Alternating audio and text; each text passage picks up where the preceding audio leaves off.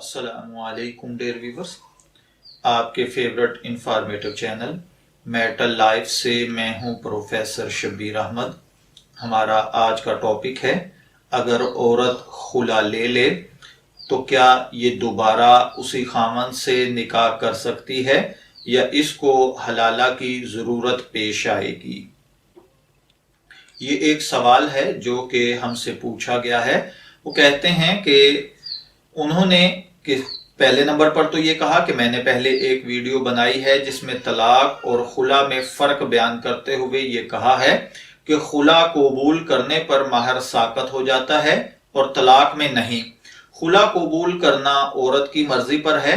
वो ये कहते हैं कि मालूम ये करना चाहते हैं कि खुला के बाद इद्दत भी ज़रूरी है या नहीं, और अगर औरत दोबारा इसी साबिका शोहर से निकाह करना चाहे तो बगैर हलाला शरई के निकाह हो सकता है क्योंकि शोहर ने तलाक नहीं दी है।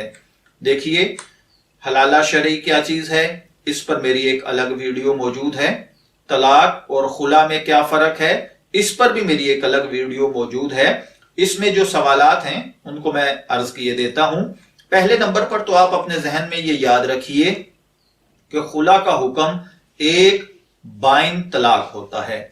अगर मियां बीवी के दरमियान खलवत हो चुकी है तो खुला के बाद औरत पर इद्दत लाजमी है, और अगर साबिका शोहर से वो दोबारा निकाह करना चाहती है तो हलाला की जरूरत नहीं है क्योंकि एक तलाक हुई है।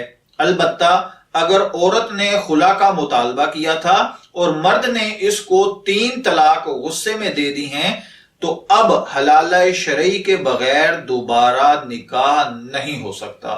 मैं दुआ गो हूं कि अल्लाह ताला हमें इन बातों को समझकर इनके मुताबिक जिंदगियां गुजारने की तौफीक अता फरमाए और घरेलू मामलात को खुला या तलाक तक पहुंचने से पहले ही मेरा मालिक अपने करम और फजल के साथ बेहतर कर दे।